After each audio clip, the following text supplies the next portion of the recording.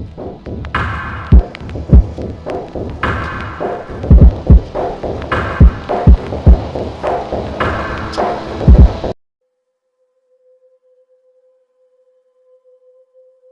आप भी जानते हैं कि पितृदोष क्या होता है?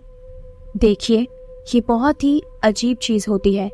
ये अच्छी आत्माओं के लिए भी होती है तो बुरी आत्माओं के लिए भी होती है, पर ये बहुत ही ज्यादा खतरनाक होती है।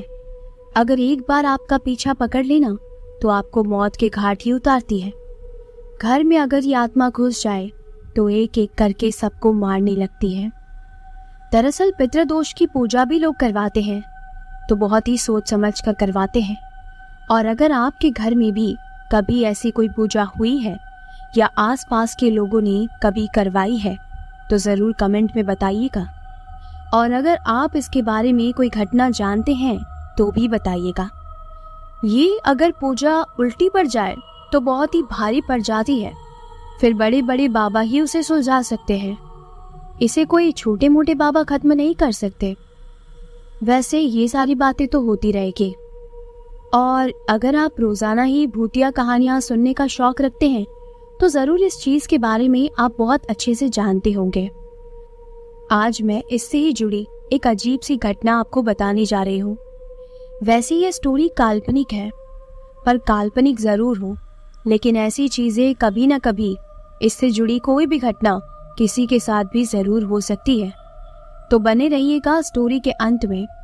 तो चलिए अब इस स्टोरी को हम सुनते हैं रोहन की पॉइंट ऑफ व्यू से, क्योंकि ये है रोहन की आप बीती। मेरा नाम रोहन है। मैं अपनी फैमिली मेंबर्स के साथ एक जगह पर नया नया अभी शिफ्ट हुआ था।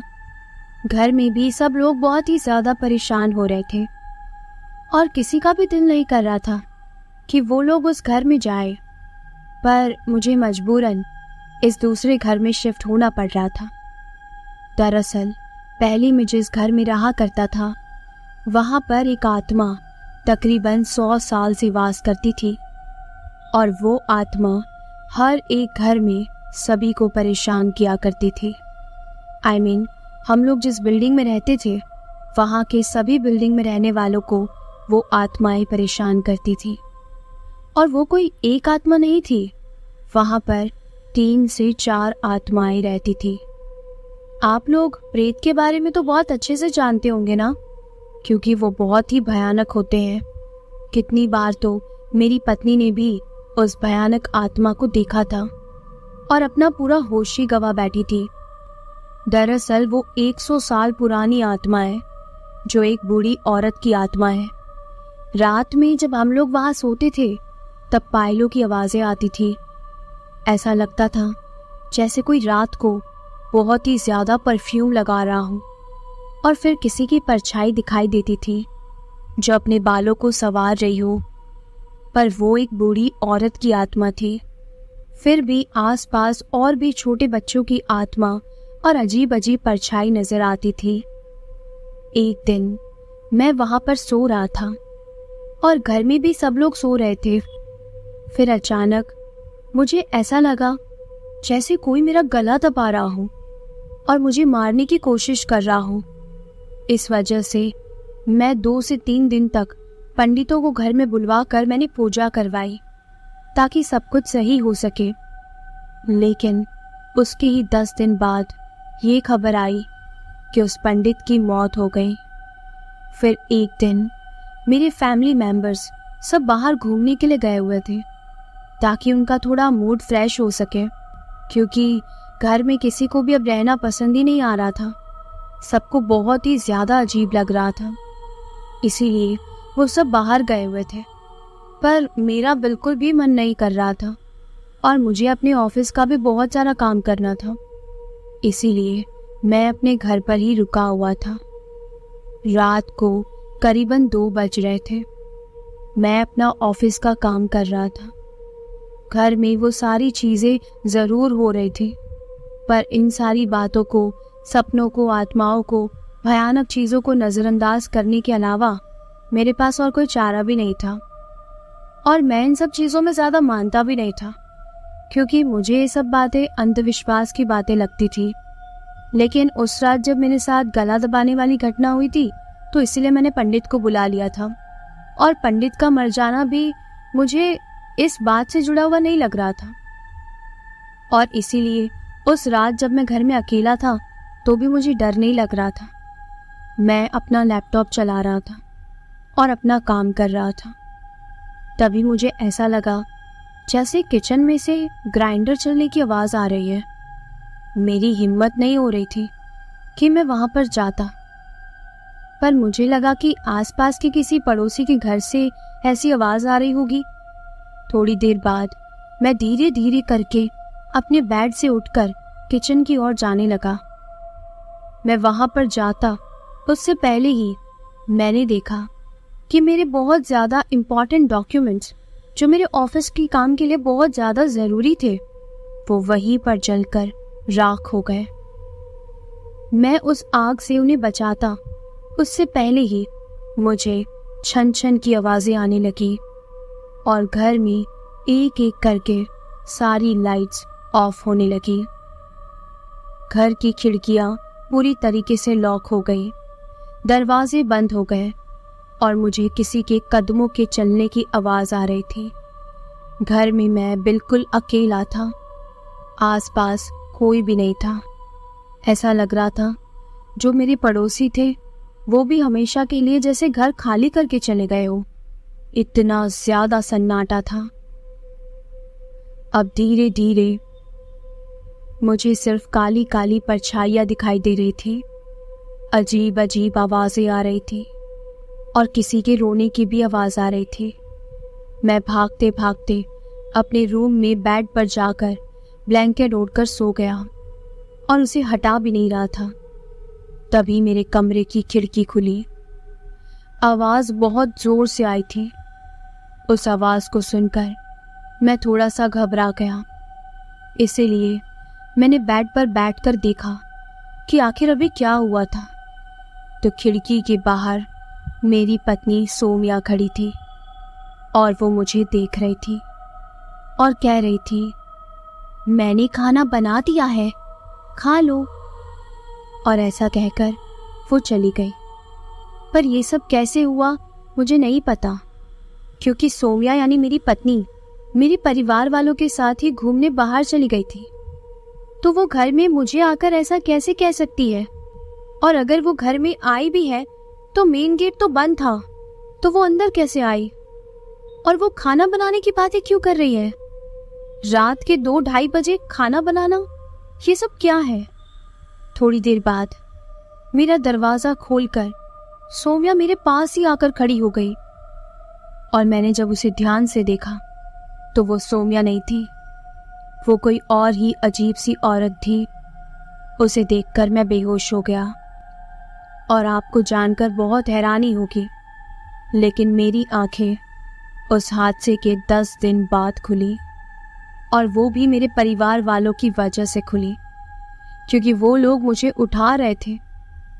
अगर वो लोग मुझे नहीं उठाते ना तो मैं तो 10 दिन के बाद भी नहीं उठता, क्योंकि उस रात पूरी रात मेरे साथ बहुत सारी अजीब अजीब घटनाएं होती जा रही थी।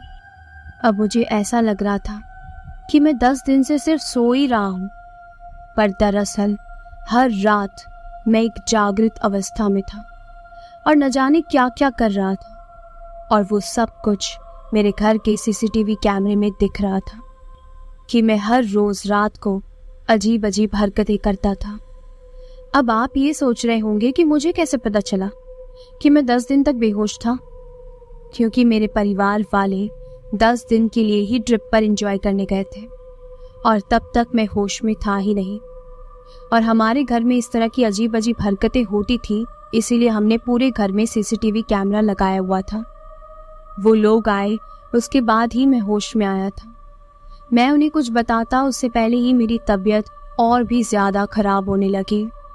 और अब मुझे बार बार उस बूढ़ी औरत, जो सोमिया की जैसी दिखने वाली औरत थी, और एक बच्ची की आत्मा, ये सारी आत्माएं मुझे हर रोज़ दिखने लगी। डर के मारे मैं अपना ऑफिस का काम भी नहीं कर पा रहा था। इसीलिए मैंने ठान लिया था कि मैं अब इस घर में और नहीं रहूँगा, क्योंकि जब भी घर वाले सोते थे तो मुझे ऐसा लगता था कि हमारा घर वाइब्रेट हो रहा है जोर जोर से किसी के चिल्लाने की आवाजें, और फिर यही सब सोचकर हम लोग एक नए घर में शिफ्ट होने जा रहे थे। किसी को भी नए घर में नहीं जाना था। हाँ, डर सबको लग रहा था, पर वो वाला घर हमें बहुत सस्ते में मिला था और एक बहुत ही अच्छी जगह पर मिला था।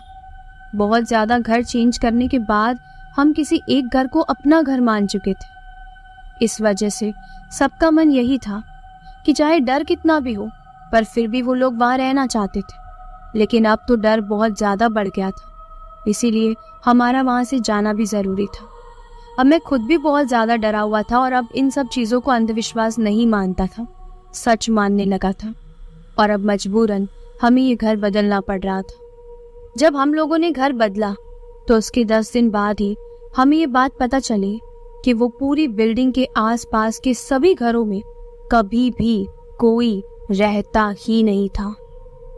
लगभग 20 साल से वो बिल्डिंग पूरी तरीके से खाली है। हम लोग एक इतनी ज्यादा भयानक बिल्डिंग में पिछले 2 साल से रह रहे थे।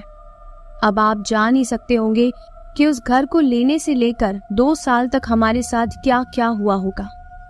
अब आप मेरे साथ नए घर में चलेंगे और देखेंगे कि कैसे मेरे साथ कौन सी घटनाएं फिर से होने लगी।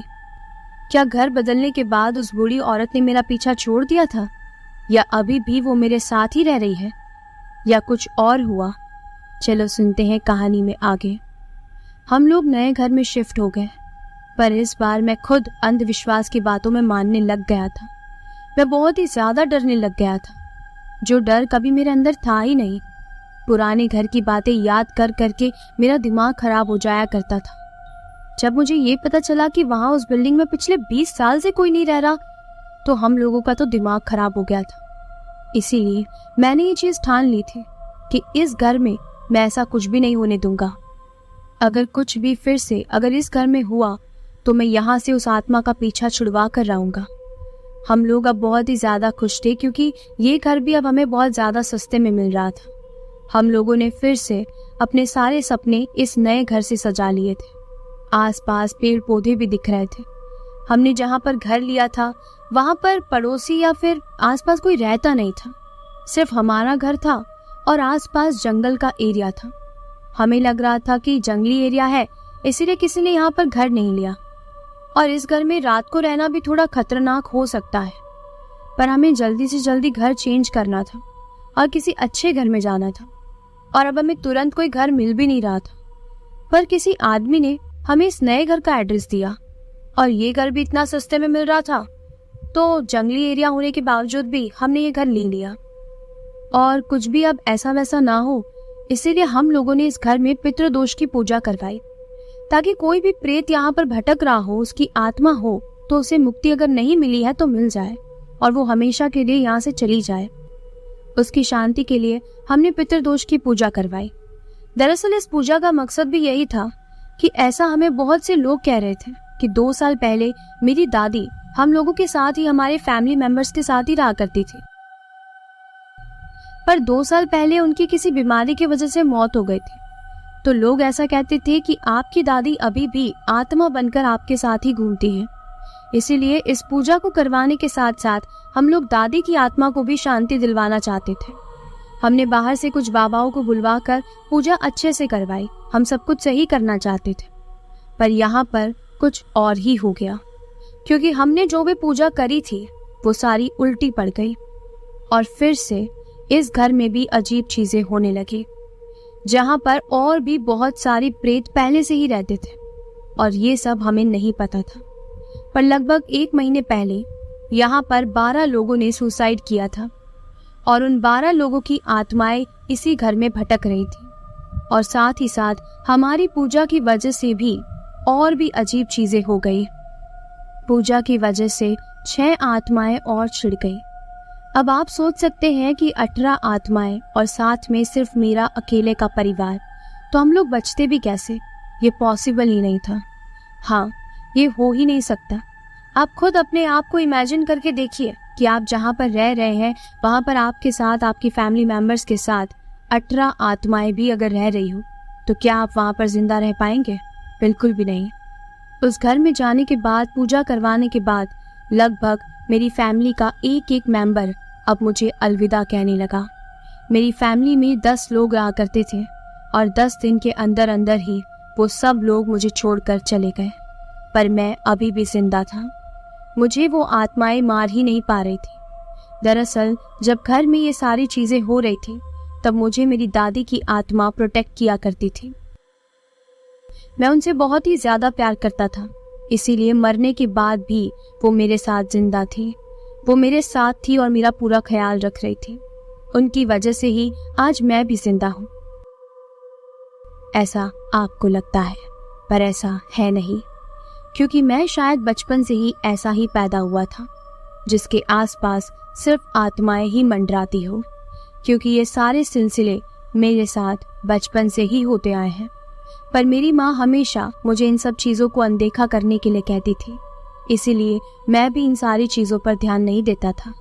पर जब ये सब इतना ज़्यादा ही मुझ पर हावी होने लगा तो आखिरकार वो सारी आत्माओं ने मिलकर मुझे भी मार दिया था और मेरी भी मौत हो गई थी।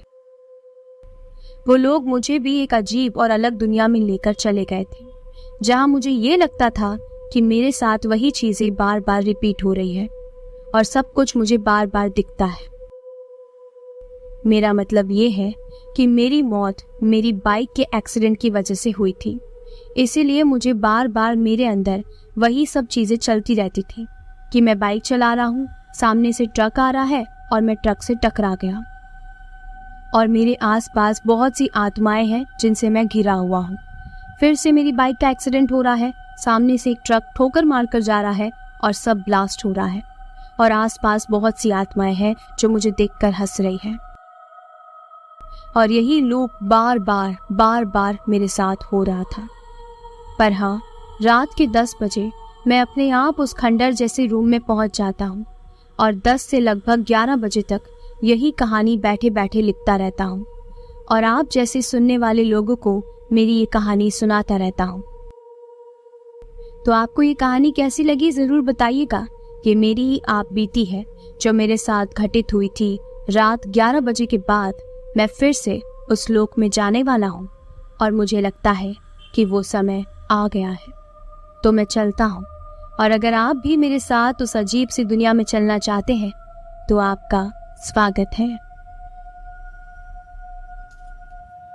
तो कैसी लगी आपको मेरी लिखी हुई ये भूतिया कहानी? अगर आपको कहानी पसंद आई है तो वीडियो को लाइक और चैनल को सब्सक्राइब जरूर कीजिएगा। चलिए अब सुनते हैं हमारी अगली भूतिया कहानी। वो भयानक जंगल। आज मैं आपको मेरे साथ हुई एक भयानक घटना के बारे में बताने जा रहा हूँ। मुझे ट्रैवलिंग और ब्लॉगिंग का बहुत शौक है, इसीलिए मैं अक्सर नई नई जगहों पर जाता रहता हूँ। आज से 2 साल पहले की बात है। सर्दियों का मौसम था। हमारे शहर से लगभग 40 किलोमीटर दूर एक बहुत बड़ा मकान है, जिसके चारों तरफ एक घना जंगल है। जंगल के बीच से एक सड़क निकलती है जो कि आगे जाकर हाईवे पर मिलती है। उन्हीं जंगलों से 4 किलोमीटर पहले बाइक का शोरूम है, जहां से मैंने अपनी बाइक ली थी। एक दिन मुझे अपनी बाइक को सर्विसिंग करवाना था। मैं शोरूम पर पहुंचा, बाइक सर्विस के लिए दी और फिर शोरूम वालों ने कहा कि बाइक के सर्विसिंग में 2 घंटे लगेंगे, तब तक आप अंदर बैठ जाइए। उसी दौरान मेरी मौसी का लड़का संदीप भी वहां आ गया। उसको भी अपनी बाइक के कुछ पार्ट्स लेने थे। मैंने कहा रुक जाओ, थोड़ी देर में मेरी भी बाइक मिल जाएगी, फिर अपन दोनों साथ में ही चलते हैं। हम दोनों बैठकर बातें करने लगे। बाइक के सर्विसिंग में 1 घंटे की देर हो गई। बाइक जो कि मुझे शाम 5 बजे मिलने वाली थी, मुझे 6 बजे मिली। सर्दियों का मौसम था, अंधेरा घना हो गया था। मैंने संदीप से कहा चल भाई, जंगल के रास्ते से चलते हैं, जल्दी पहुंच जाएंगे। अगर शहर के रास्ते से जाएंगे ना तो ट्रैफिक के चलते सुबह ही हो जाएगी। तब संदीप ने कहा अरे पागल है क्या तू, जंगल के रास्ते से जाएगा? मैंने कहा हाँ भाई, उसमें क्या दिक्कत है? उसने कहा क्यों, तुझे नहीं पता? मैंने कहा नहीं भाई। उसने कहा भाई वो रास्ता भूतिया है और आज तक अंधेरा होने के बाद जो भी वहां गया है ना, उसके साथ अजीब चीजें होती है और कितने लोगों की तो जान जा चुकी है। मैं जोर जोर से हंसने लगा और बोला, कैसी बातें कर रहा है तू? हम 21वीं सदी में जी रहे हैं, यहाँ आदमी चांद पर पहुंच चुका है और तू अभी इन सब बातों में लगा पड़ा है। उसने कहा, भाई जो कुछ भी हो, मैं तो उस रास्ते से नहीं जाऊंगा और ना ही तुझे जाने दूंगा। उसने कहा कि अगर ज्यादा नाटक किया ना तो मैं मौसी से कह दूंगा। मैंने हंसते हुए कहा, अच्छा चल भाई, चल तेरे शहर के रास्ते से चलते हैं, एक नंबर का डरपोक है तू। फिर वो बोला, नहीं भाई सच में कह रहा हूँ, अगर तुझे विश्वास नहीं है ना तो मैं तुझे उस भयानक जंगल की कहानी सुनाता हूँ आज। फिर हम दोनों वहां से चल दिए। मैंने संदीप से हंसते हुए कहा, हाँ भाई बता, अब तेरे भूत चाचा की कहानी भी सुना दे मुझे। संदीप ने कहा, सुन भाई, बात कुछ ऐसी है।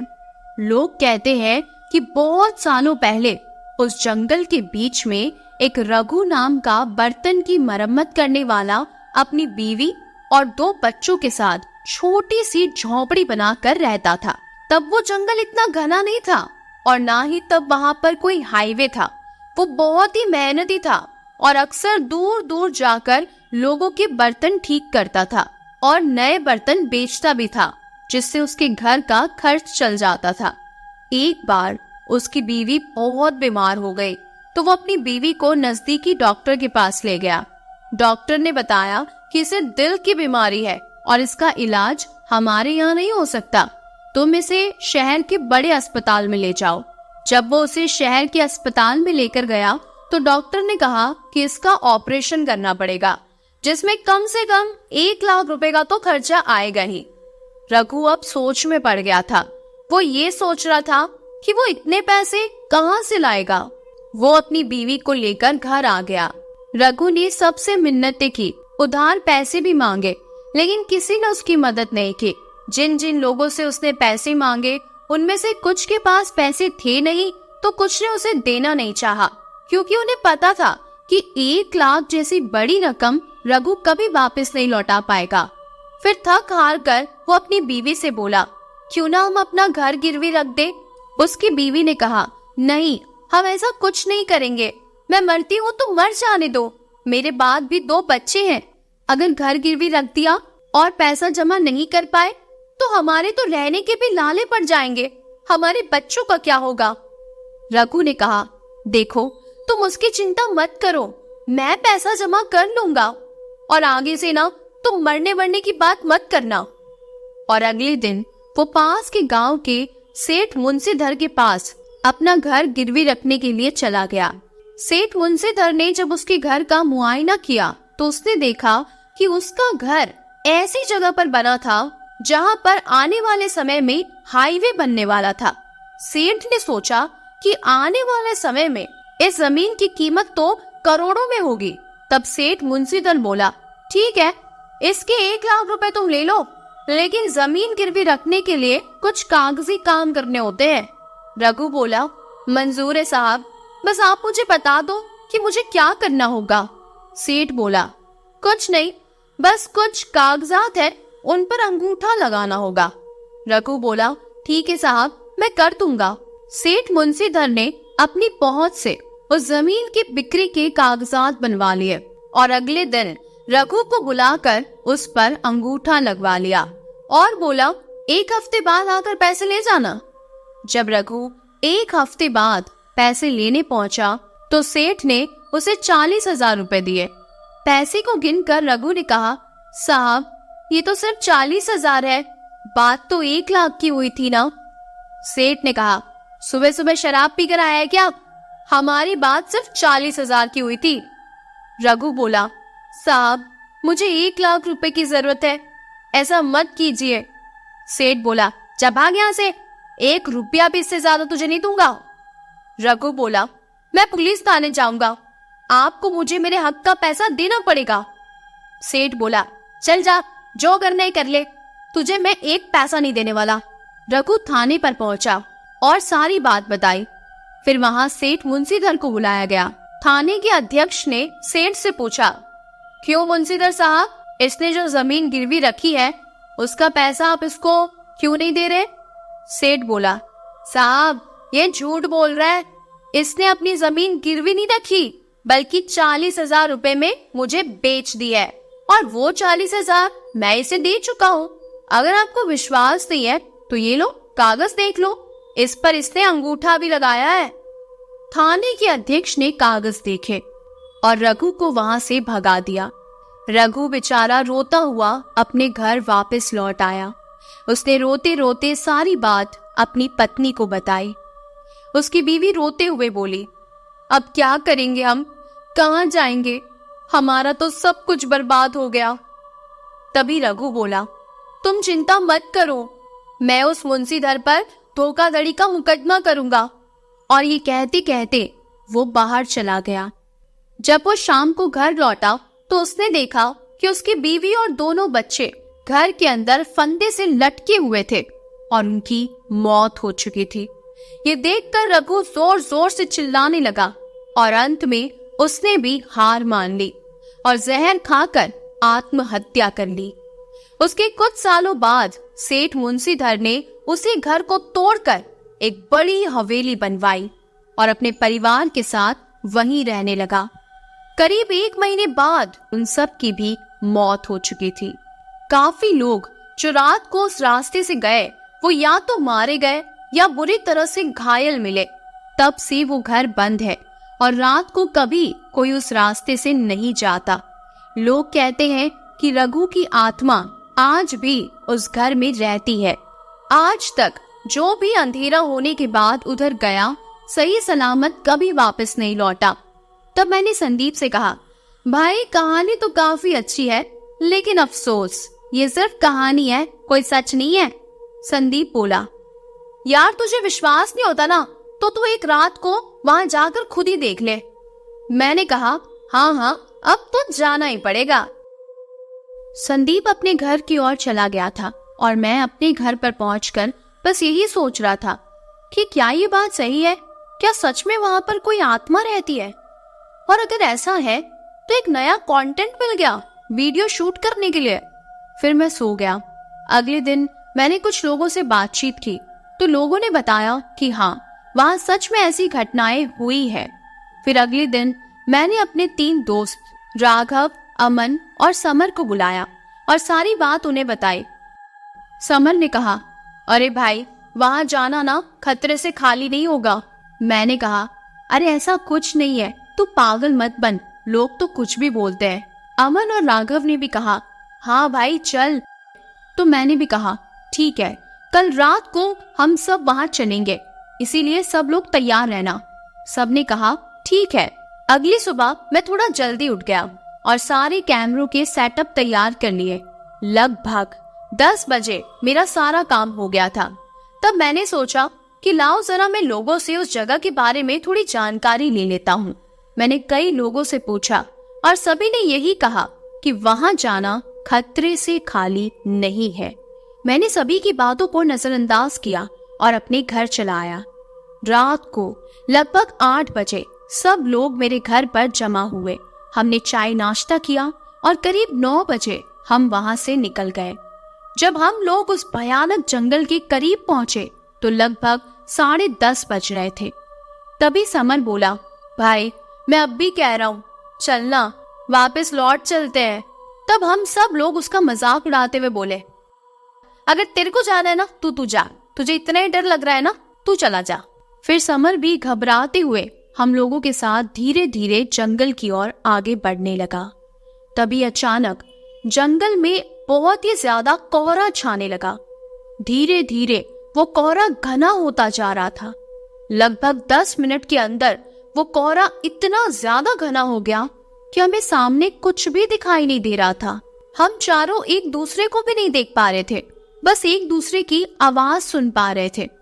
तब मैंने उन लोगों से कहा, एक काम करो, हम सब लोग यही रुक जाते हैं क्योंकि आगे जाना अभी तो मुमकिन नहीं है।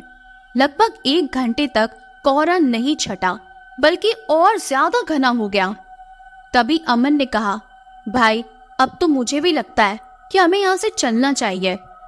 फिर मैंने भी सोचा इतने कोहरे में हम आखिर ब्लॉगिंग करेंगे भी कैसे, तो मैंने भी उनसे कह दिया चलो फिर चलते हैं। हम लोगों ने अपनी गाड़ी घुमाई और धीरे धीरे अपनी बाइक से आगे चलने लगे। तभी मुझे एक अजीब सी चीज महसूस हुई। मुझे ऐसा लगा जैसे मेरे बाइक के पीछे कोई बैठा है, लेकिन जब मैंने पीछे देखा तो मुझे कोई दिखाई नहीं दिया। तभी अचानक मेरी बाइक से मेरा कंट्रोल खो गया और बाइक झटके से गिर गई। मुझे बहुत चोट लगी। मैंने जोर जोर से सबको आवाज लगाई, लेकिन किसी ने कोई जवाब नहीं दिया। अब तो मेरा दिल जोरों से धड़कने लगा। ठंड के दिनों में भी मुझे पसीने आने लगे थे। मैंने चारों तरफ देखा, अपने दोस्तों को ढूंढने की बहुत कोशिश की, लेकिन वो कोहरा इतना घना था कि मैं कुछ भी नहीं देख पा रहा था। मेरे दोस्त न जाने कहाँ चले गए थे। मैंने उन्हें बहुत आवाज दी, पर मुझे वापस कोई आवाज सुनाई नहीं दी। थोड़ी देर बाद कोहरा थोड़ा हटा तो मैंने देखा कि मेरे सामने एक बहुत बड़ा मकान है और देखने में वो किसी महल से कम नहीं लग रहा था। मैंने सोचा, हमने तो गाड़ी जंगल के बाहर की ओर मोड़ी थी, लेकिन मैं यहाँ कैसे आ गया और बाकी सब लोग कहाँ गए? मैं डर के मारे कांप रहा था। मैं वहां से भागने लगा, लेकिन मुझे बाहर जाने का कोई रास्ता ही नहीं मिल रहा था। तो मैंने सोचा, शायद मेरे दोस्तों की बात सही थी और शायद उन सब लोगों की बात भी सही थी जिन्होंने कहा था कि इस जंगल में नहीं जाना चाहिए। आज की रात शायद मेरी जिंदगी की आखिरी रात है। मैं बहुत ज्यादा डर गया। मैं रोने लग गया था। तभी उस घर के अंदर से मुझे अमन की आवाज सुनाई दी। मुझे बचा ले भाई, मैं घर के अंदर हूं, मैं यहाँ फंस गया हूं, मुझे बचा ले। मैं दौड़कर घर के अंदर गया और अमन को ढूंढने लगा। उसे ढूंढते ढूंढते मेरी नजर उस घर के कमरे पर पड़ी जिसमें रोशनी जल रही थी। मैं दौड़कर वहां गया और उस कमरे का दरवाजा खोला, और जैसे ही मैंने दरवाजा खोला, अंदर का नजारा देखकर मेरी रूह कांप गई।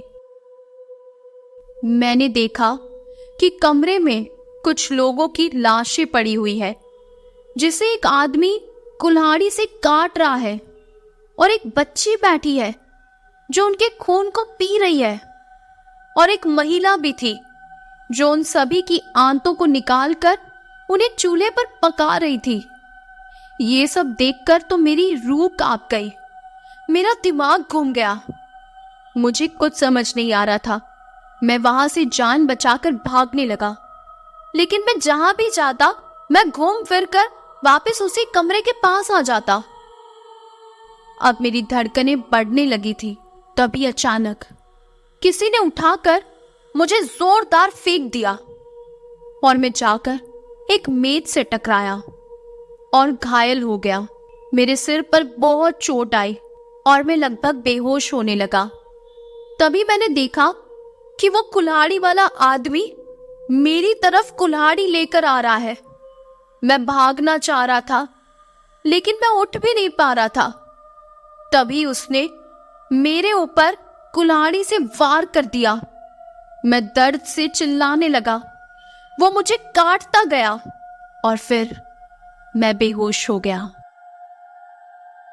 उसके बाद जब मेरी आंख खुली तो मैंने देखा कि मेरे मम्मी पापा खड़े हैं और मैं अस्पताल के एक बेड पर लेटा हूं। जब मैंने उठने की कोशिश की तो मैंने पाया कि मेरा दाहिना हाथ नहीं था। मैं चौंक गया। मुझे विश्वास नहीं हो रहा था। उसके बाद मैंने देखा मेरे सारे शरीर पर पट्टियां बंधी हुई थी। मैंने पापा से पूछा, मैं कहाँ हूँ पापा? मम्मी, ये सब क्या हुआ? मेरे दोस्त कहाँ है? मेरी बाइक कहाँ गई? तभी मेरे पापा जोर जोर से रोने लगे और चिल्लाने लगे, मेरे बेटे तू बच गया। मेरी मम्मी भी खुशी के मारे पागल हो गई। सभी डॉक्टर्स वहां आ गए, एक दूसरे को बधाइयां देने लगे। मेरी मम्मी ने सारे अस्पताल में मिठाइयां बांटी। तभी संदीप आया और वो मुझे गले लगाकर रोने लगा। मुझे कुछ समझ नहीं आ रहा था, आखिर ये सब क्या हो रहा है। मैंने उससे पूछा, भाई सच सच बता, क्या हुआ है? तब संदीप बोला, मेरे भाई, तू 3 साल से कोमा में था। तू घायल होकर शहर में पड़ा मिला था। तुझे किसी ने कुल्हाड़ी से मारा था। तेरी आंतें तक निकाल दी थी। तेरा हाथ तेरे बेडरूम में मिला। हमें तो कुछ समझ नहीं आया कि आखिर ये सब क्या हुआ। तेरे सारे दोस्तों ने अपने कमरे में फांसी लगाकर आत्महत्या कर ली और तेरी बाइक भी तेरे बाथरूम में मिली। ये सब सुनकर मैं स्तब्ध हो गया। आखिर ये कैसे हो सकता है? तभी संदीप ने मुझसे पूछा, क्या हुआ था तुम्हारे साथ? कहाँ गए थे तुम लोग? मैंने उसे कुछ भी बताना ठीक नहीं समझा। मैंने कहा, मुझे कुछ याद नहीं है। कुछ दिनों बाद जब मैं ठीक होकर घर वापस लौटा तो मैंने एक तांत्रिक बाबा से मुलाकात की और मैंने उन तांत्रिक बाबा से ये सारी घटना कही। तांत्रिक बाबा ने अपनी शक्तियों से सब कुछ देखा। उसके बाद उन्होंने मुझे कहा, जिस घर की तुम बात कर रहे हो ना बेटा, वो घर वहां कभी था ही नहीं। वो वही रघु की जमीन थी। वो रघु और उसके परिवार की आत्माएं हैं जो आज भी वहीं भटकती है। उस आत्मा ने ही तुम्हारी ये हालत की है। तुम उस घर में गए, यही तुम्हारी सबसे बड़ी गलती थी बेटा। उसके बाद वो तांत्रिक बाबा वहां से चले गए। मैं अपने मन में सोचने लगा कि मैं कैसे बच गया, मैं नहीं जानता। उसके बाद मैं भी वहां से चला आया। आज उस बात को 5 साल बीत गए हैं, लेकिन अब भी मुझे अंधेरे से डर लगता है। मैं रात को सो भी नहीं पाता। मेरे दोस्तों ने मुझे बहुत मना किया था, लेकिन मेरी वजह से मेरे दोस्तों की जान चली गई। अपने दोस्तों की मौत का जिम्मेदार मैं हूं। इस बात को जानते हुए भी मैं कैसे जी रहा हूं, ये सिर्फ मेरी आत्मा ही जानती है। आज भी जब मैं उस भयानक जंगल के बारे में सोचता हूं तो मेरे रोंगटे खड़े हो जाते हैं। तो आपको इन दोनों कहानियों में से कौन सी कहानी सबसे ज्यादा पसंद आई है, मुझे कमेंट करके जरूर बताइएगा। मैं इसी तरह की भूतिया, डरावनी और रहस्यमय कहानियां अक्सर आप लोगों के लिए लाया करती हूँ। मोस्टली सारी स्टोरीज मैं खुद ही लिखती हूँ, तो इसीलिए मुझे आपके फीडबैक की बहुत ज्यादा जरूरत पड़ती है कि आपको मेरी कहानियां कैसी लग रही है। वैसे अगर आप मेरी हेल्प करना चाहे और मुझे कुछ हॉरर स्टोरी सेंड करना चाहे तो मेरी इंस्टा आईडी आपको डिस्क्रिप्शन में मिल जाएगी। वहां जाकर आप अपनी भी कुछ सच्ची घटनाएं या फिर कुछ काल्पनिक कहानियां अगर मेरे साथ शेयर करना चाहते हैं तो आप कर सकते हैं। और आपका फीडबैक मेरे लिए बहुत ज्यादा इम्पोर्टेंट है, क्योंकि मैंने अभी तक अपने चैनल पर बहुत सारे पॉडकास्ट अपलोड किए हैं। फिर चाहे वो ट्रक ड्राइवर की कहानी हो, ऑटो ड्राइवर की कहानी हो, किन्नर से जुड़ी कहानी हो, ऐसे बहुत सारे अलग अलग टॉपिक्स पर मैं आपके लिए स्टोरीज लिखती रहती हूँ और आपके लिए लेकर आती हूँ। तो इसीलिए अगर आप फीडबैक देते हैं तो उससे मुझे ये पता चलता है कि आपको मेरी कहानियाँ सच में कैसी लग रही हैं। अगर आप चाहते हैं कि मेरे वीडियोस में मुझे कुछ इम्प्रूवमेंट लाना चाहिए तो आप वो भी बेझिझक मुझे कमेंट करके बता सकते हैं, तो मैं उसे इम्प्रूव करने की पूरी कोशिश करूंगी और बेहतर से बेहतर वीडियोस, पॉडकास्ट आपके लिए बनाने की कोशिश करूंगी। ऐसे कौन से हॉरर टॉपिक्स हैं जिन पर आप हॉरर स्टोरी सुनना ज्यादा पसंद करते हैं, आप मुझे कमेंट करके जरूर बताइए। और आपका कोई भी ऐसा सजेशन हो जो आप मुझे देना चाहते हैं तो आप बेझिझक कमेंट में बता सकते हैं और अपनी स्टोरीज भी आप इंस्टा आईडी पर मुझे शेयर कर सकते हैं। ये सब मैं इसलिए इतना ज्यादा बोल रही हूँ क्योंकि मुझे अभी आपके सपोर्ट की बहुत ज्यादा जरूरत है। जब आप वीडियो को लाइक करते हैं, चैनल को सब्सक्राइब करते हैं, अपना प्यारा सा कमेंट करके मुझे बताते हैं, तो उससे मुझे मोटिवेशन मिलता है, सपोर्ट मिलता है। तो मुझे उम्मीद है कि आप मेरी मदद जरूर करेंगे और आप मुझे जरूर सपोर्ट करेंगे।